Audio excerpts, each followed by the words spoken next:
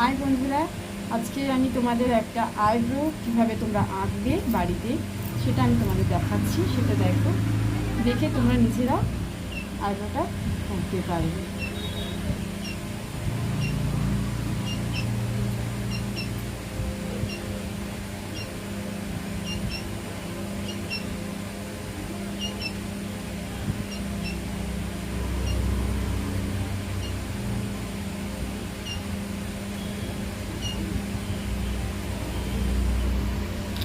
দেখো, ড্র লাইনটা আমি করে নিয়েছি, যে তোমরা দেখছিস ড্র লাইনটা আমি করে নিয়েছি, তোমরা দেখতে পাচ্ছ। দেখো, এরপরে আমি এটাকে কীভাবে মিক্স করবো সেটা তোমাদের